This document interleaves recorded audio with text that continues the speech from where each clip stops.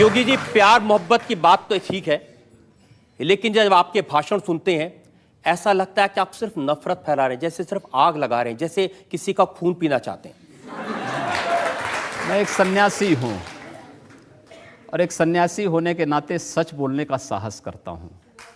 जो सच है वो बोलता हूं। देश की राजनीति सच स्वीकार करने को तैयार नहीं है। मुझे लगता है एक दिन उस सच को अपने अस्तित्व के लिए अपने उस सच को स्वीकार करना पड़ेगा। ऐसा सच आप कहते हैं कि अगर एक हिंदू का खून बहेगा तो हम 10 मुसलमान का खून बहाएंगे?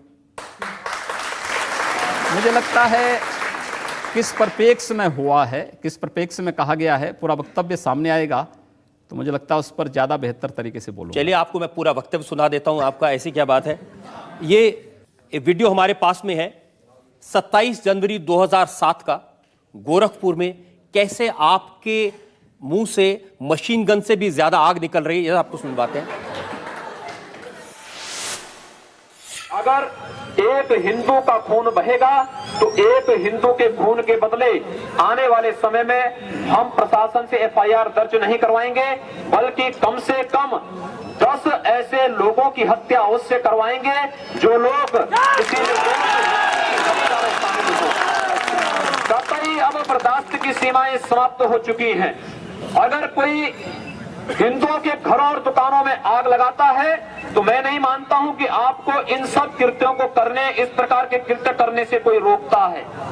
बंधुओं, ये सब सीमाएं स्वाभिमान और सम्मान की पराकाष्ठा को तोड़ती जा रही हैं और आज आप सबको इसके खिलाफ अपनी लड़ाई को लड़ने की तैयारी करनी चाहिए। मैन जी, पूरे फ्लो में बोल रहे हैं आप। भगवा वस्त्र पहन के, साधु का रूप धारण करके इस तरह की नफरत की बात करना ठीक है? देखिए, मैंने उस बात को कंडीशनल कहा है। अगर कोई आपको मारेगा तो मुझे लगता है कि सामने कोई मानव होगा तो उस मानव को आप ये मान सकते हैं कि आपने एक थप्पड़ मारा, आप दूसरा थप्पड़ भी सहन कर सकते हैं। लेकिन अगर सामने दानव है तो अगर मारना एक हाथ से मारता है, दूसरा हाथ से उसका जवाब भी दीजिए। मैं एक सन्यासी हूँ। अगर हमें शास्त्र का प्रशिक्षण दिया गया तो शास्त्र के साथ साथ शस्त्र का भी। अगर हमारे हाथ में एक हाथ में माला है तो दूसरे हाथ में हम भाला लेकर के भी चलते हैं, जिससे समाज को शिष्ट भी किया जा सके और दुष्टों को उनके कृत्यों की सजा भी दी जा सके। एक सन्यासी का सही कर्तव्य होता है। योगी जी, आप भारत की पार्लियामेंट के सदस्य हैं, आप उस सर्वोच्च व्यवस्था में हैं जो कानून बनाती है।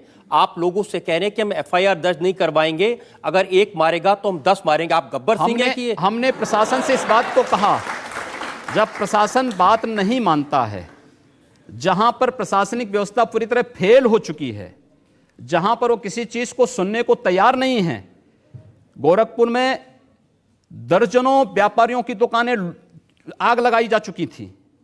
एक व्यापारी की हत्या सरेआम इसलिए कर दी जाती है क्योंकि हिंदू बालिका को जबरन मुहर्रम का जुलूस उस बालिका के साथ जबरन करने का प्रयास करता और वो व्यापारी उसको बचाने के लिए आता है तो उसकी हत्या सरेआम पुलिस की जीप से खींच करके चाकू से गोंद करके उसकी हत्या कर दी जाती है। कोई इस बात को सुनने को तैयार नहीं। आखिर हम लोग बाकी इसके अलावा हमारे पास चारा क्या है?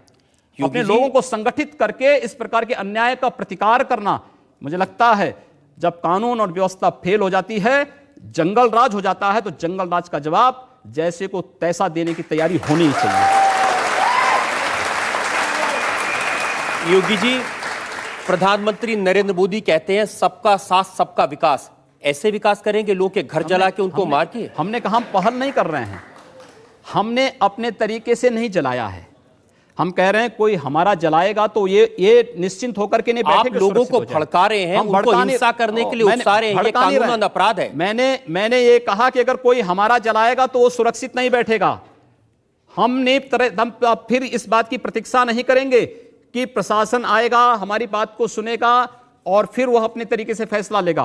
प्रशासन रोकें अन्याय। मैं फिर कहता हूं ना कि अन्याय किसी के साथ ना हो, लेकिन हम अन्याय सहेंगे भी नहीं।